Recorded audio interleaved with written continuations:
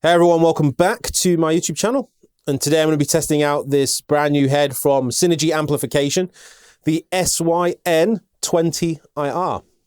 If you're familiar with the SYNERY system, then you know that it is built on modules, and these modules are built by many respectable guitar amp manufacturers such as Engel, Bogner.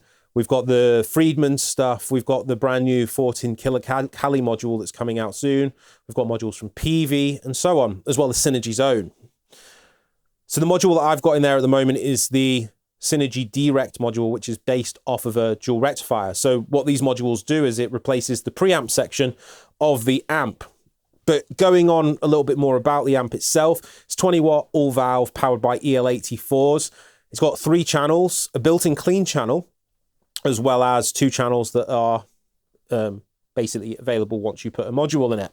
Now, there's some extra features that aren't available on the older SYNERY amp modules, which is brand new to this amp, which I'm going to go on into in a couple of minutes. But, you know, I've been using the SYNERY system live, specifically the SYN2 preamp module with a Bogner and a Soldano module in it, and it sounds really, really good, especially if you pair it with the right power amp. So this amp, as I said, has 3 channels, and the controls you get is dependent on the module because there's extra switches and all that extra stuff depending on which module you purchase. But the controls that I'm most interested in with this amp is the power section sort of control. So we've got something called a reactance, and this is like the sag control on the SYN2 preamp, where it actually changes the reactiveness of the power section, whether it's saggy and loose or tight and modern. On top of that, we also have a structure switch, and there's 3 different modes for this structure. You have one, which is basically neutral, which is how they sort of envisioned the power section sounding themselves, as well as a vintage mode for number 2, which gets rid of a little bit of the top end and makes the bottom end a little bit more saggy, so it's a little bit more vintage voiced. And then the 3rd structure option is modern, so tighter, more top end, more presence, all that lovely stuff.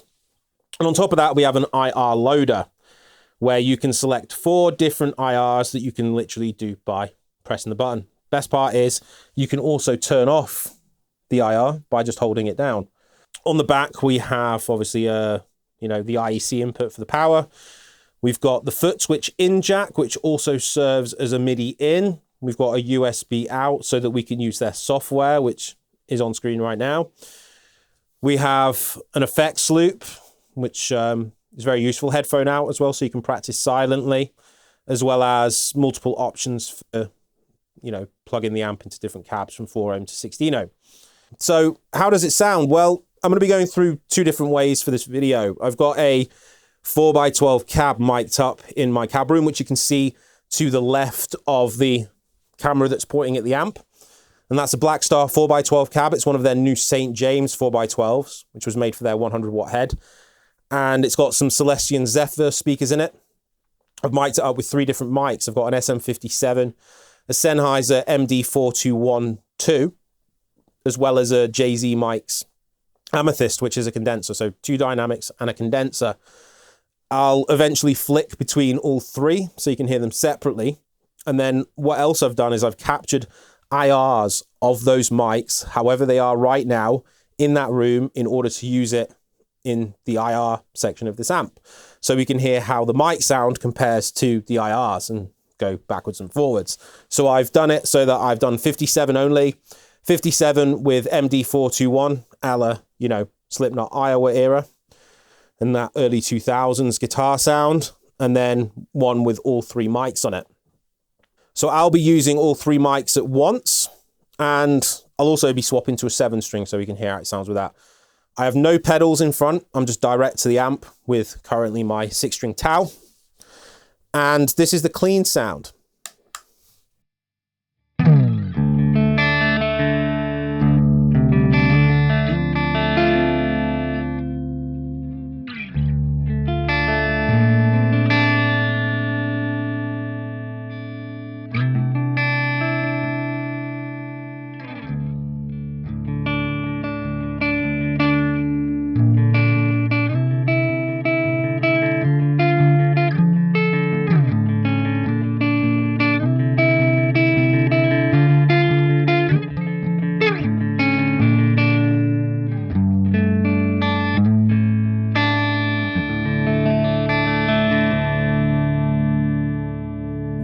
And it's a really pretty clean sound. It's from what I understand, it's based on a black face. Now, one thing I did notice is that when I'm on humbucker mode, it does break up quite quickly. So let's try out on single coil mode, and then I'll play around with some of the controls.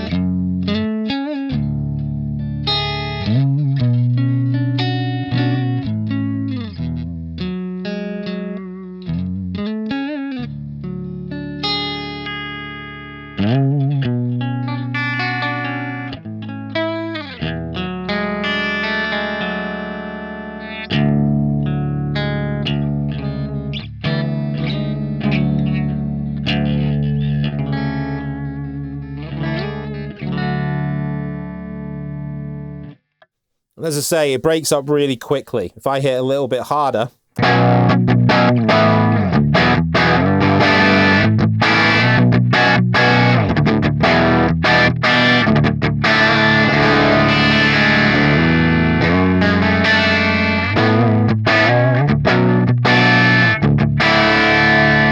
the volume's not up loud, as you can see. I've got the tone knob really low as well. So if we turn up the tone knob, let's turn up the volume just a little bit more and try and pick light, something that I'm not particularly versed to.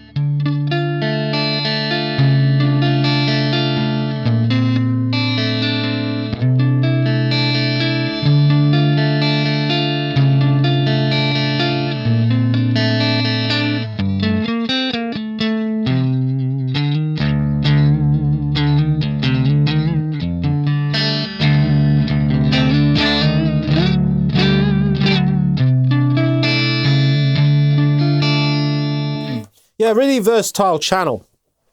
I'm not going to show you what the reactance knob does or the structure controls do at the moment, because I think you can hear it a lot better on the distorted channels. So now we've done that, let's move over to channel 2, and then I'll start playing around with that stuff. So we're doing on the DRECT channel 1, which is obviously our channel 2.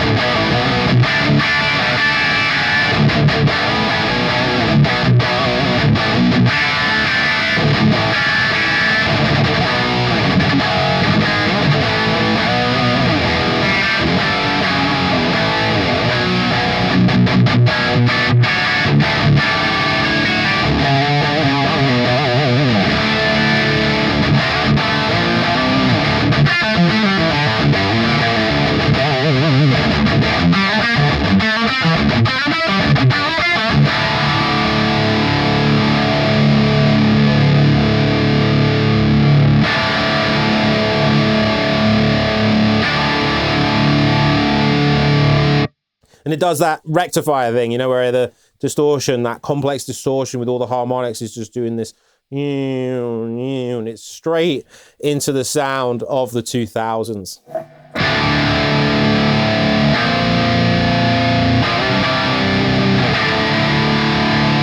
So let's play around with the reactance knob.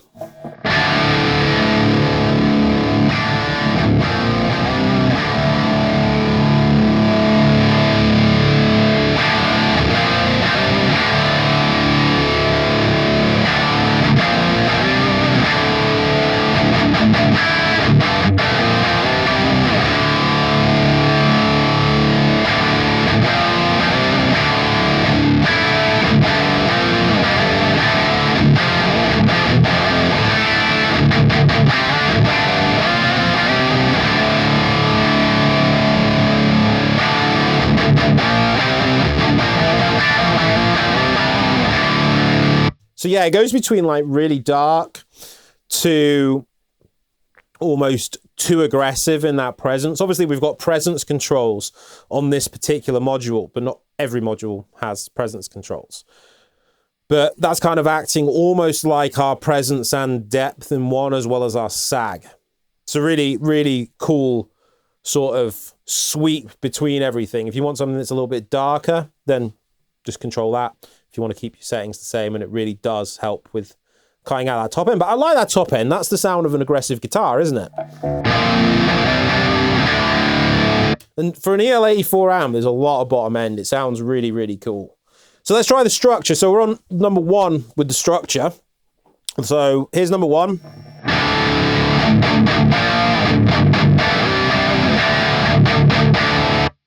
Number 2, which we can change on the plugin.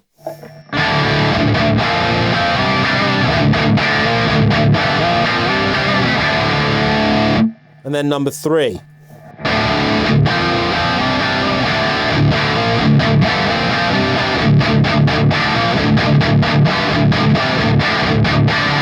Number 3 almost gets rid of the cab fart. Let's try number 1 again.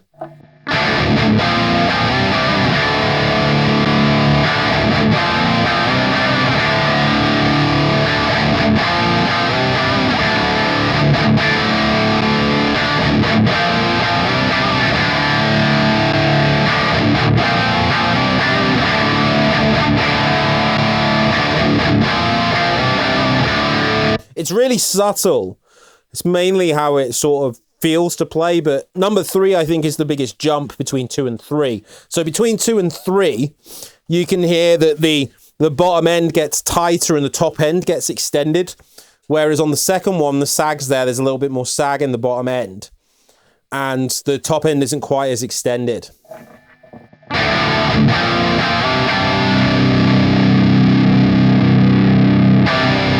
And that has like a 600 hertz sort of boost in the mid-range.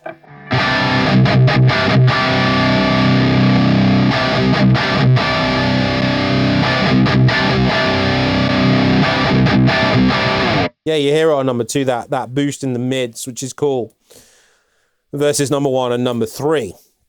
So anyway, we're on channel 2, so let's see. We've got vintage and we've got modern mode on the switch here. So let's go to vintage mode, which obviously is the orange mode on the, well, I say the orange mode is channel 2, but it's the middle mode on the rectos. Now, obviously, you've got vintage and modern modes that only you don't have the raw.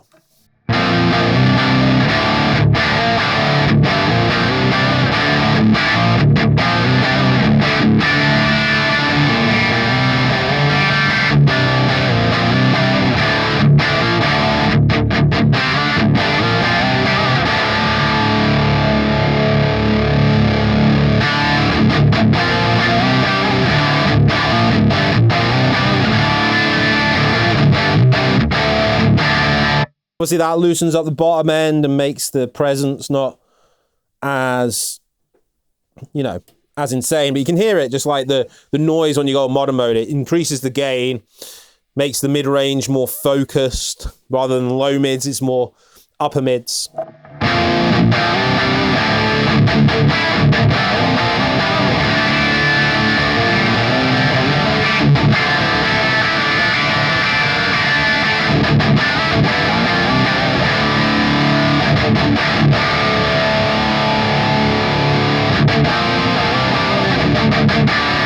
And there's an absolute amazing amount of gain. I think I've got it on 9 o'clock, the gain, maybe 10. And that's more than I would probably use, you know. Right, let's do channel 3.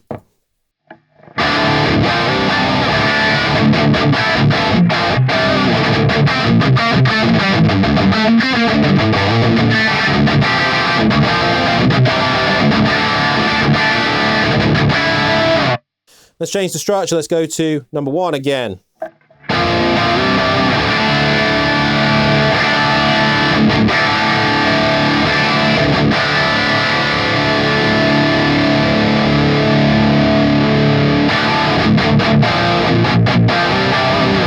Overall, I think I like structure number 1 the most.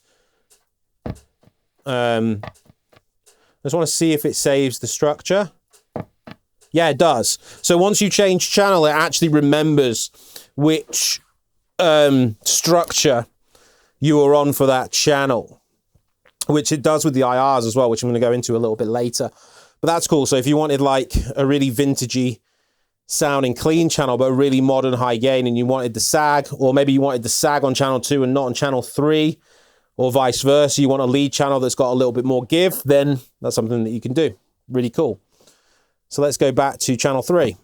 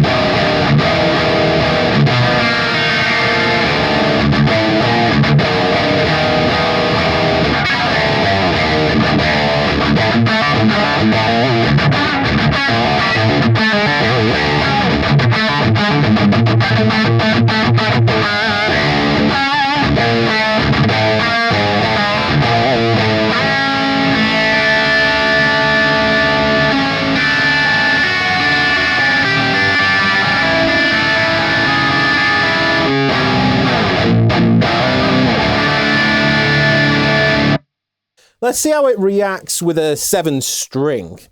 Because I know a lot of you have said, hey, why don't you play 7 and 8 string anymore? And honestly, it's just because I've just been a bit bored of it. And I've just been really enjoying playing 6 a lot more recently.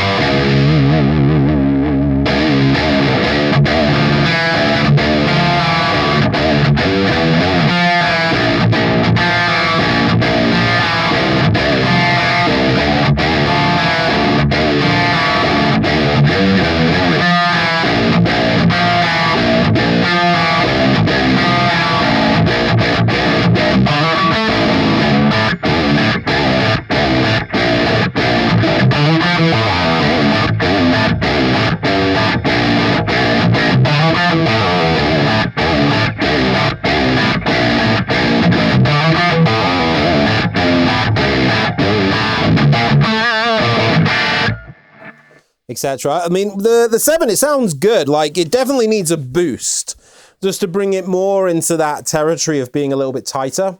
Again, that's a personal preference, but in terms of a core sound, it sounds great. I'm going to try channel 2 with it. Also put it on the modern structure.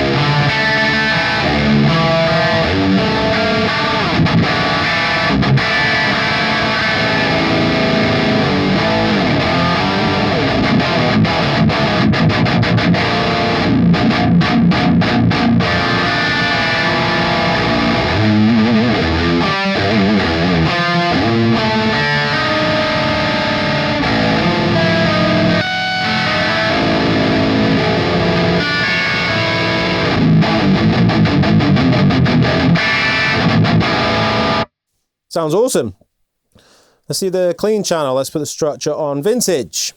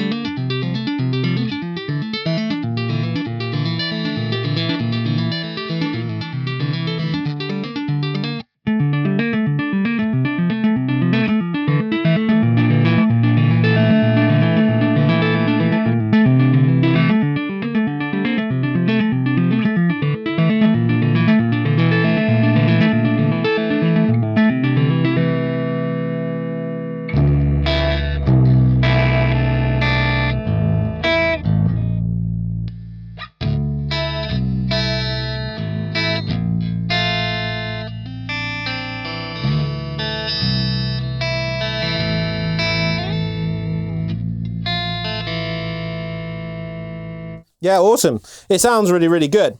So obviously for that entire time, I've been just playing with the mic'd cab. The mic cab obviously has 3 mics on it, which I said at the start of the video, 57 MD421 and a JZ Mics Amethyst condenser. And now we want to test out what the IR load is all about. So what I'm going to do is I'm just going to go between the 3 different IRs that I captured. I'm going to do it on channel 3. And I'm just going to have the structure on number 1, and then we're going to do the IR for this first one. So this first IR is the 57 only. So firstly, I'm going to play the 57 with just the cab. So this is the cab 57.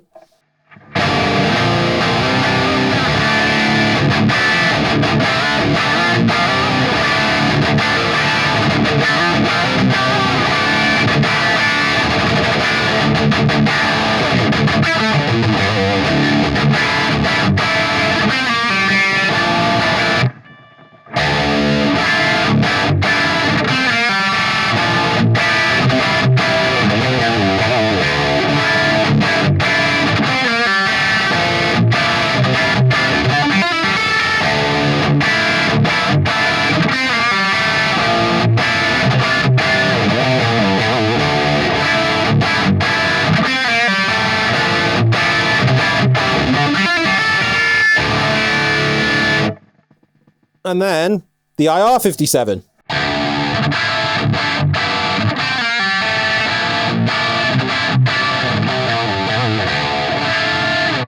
I think I've got some of these controls on, so let me just turn them off. These are the high pass and low pass.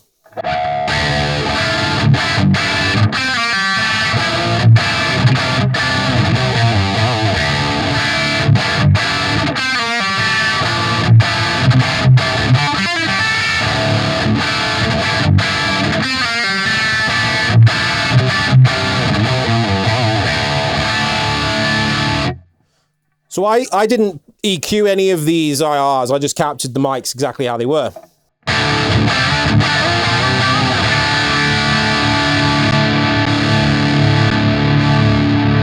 So if you think about a microphone, it captures generally between 20 hertz and 20 kilohertz. And a guitar sound starts trailing off at around 5 kilohertz up to about 15 kilohertz. So we need to bring the guitar sound back into the frequencies that we're so used to hearing since, like, you know, since the beginning of rock music.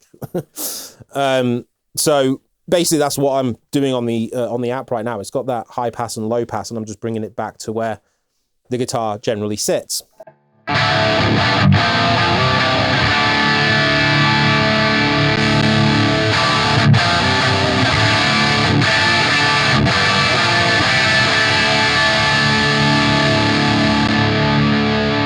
It's a little bit too much on that last one, but obviously it's the closest to what our mic sounds like. So anyway, right, so the next IR is the 57421. So this is the cab.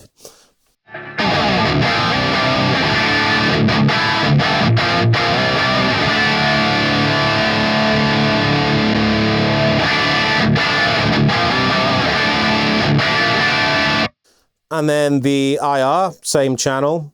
Here's the IR.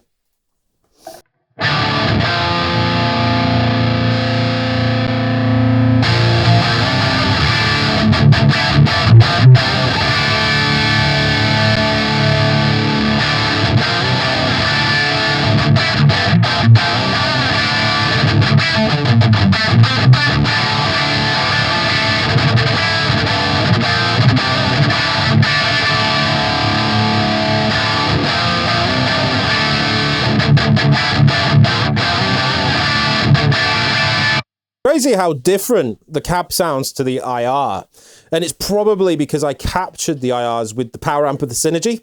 Now, if I would have used a completely linear power amp, then these might have been quite a bit closer, but it's good to hear just how different they sound, even though it's captured from the same source. So again, this is the IR, and then I'll do the mics again for the MD421 and the 57. That's the IR. And then this is the cab.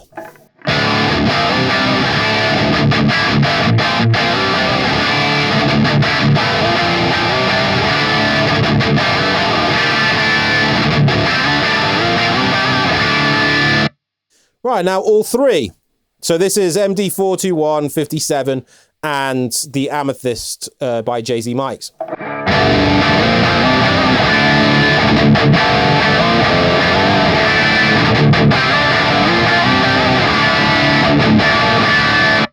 And then if we press on number 3, this is our IR of the same sound.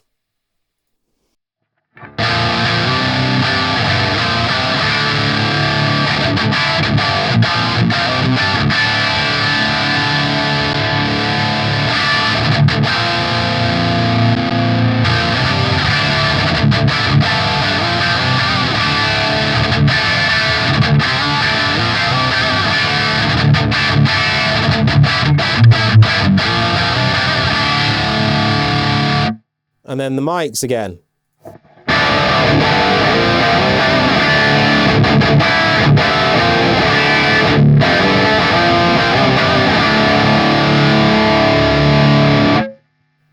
And the IR.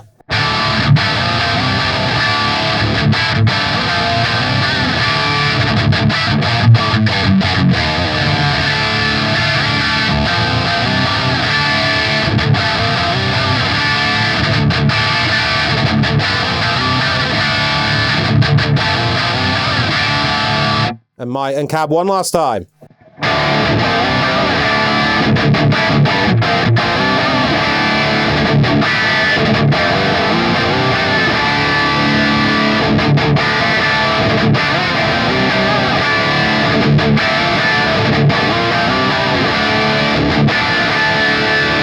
I mean, both sound good.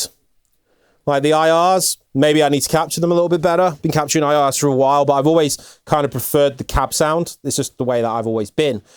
So yeah, I mean, if you're looking for an amp that costs, what, $999 without the module, it's really pretty great for the feature set. You've got an IR loader so you can record silently, play direct to front of house, as well as being able to plug it into a cab should you so desire. It sounds great.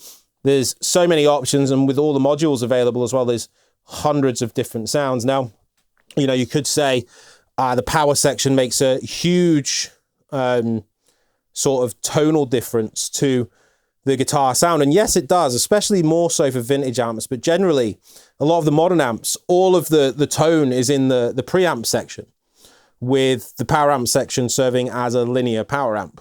You know, and you can say that for the Friedman stuff. You know, and yeah, I'm not saying that the power amp makes a huge, doesn't make a huge difference. It does, but you can get away a little bit with it more. And I think that's obviously why the structure setting has been added to this Synergy amp, so that you can change the power amp for not only how it feels, but also how it reacts. And obviously a dual rectifier, you just want it to be loud. Because, you know, like a dual rectifier, you have to turn it up past a certain point in order for it to really shine, you know? But if you're a modern player looking for, or even just a normal player that's looking for, you know, loads of different sounds that feels like an amp, then definitely check out the Synergy system. It's $999 for the head. That's in US dollars. It's probably similar in Europe and the UK. And as I say, loads of features, great sounding power amp. It really doesn't feel like you're playing through EL84s. It doesn't have that squish problem that a lot of EL84 amps have, where it can't handle the low string of a 7 or an 8 string. It actually feels like it handles it pretty damn well. And as I say, I think it sounds good. Let me know what you think of the tone in the comments, and I will see you next time. Peace.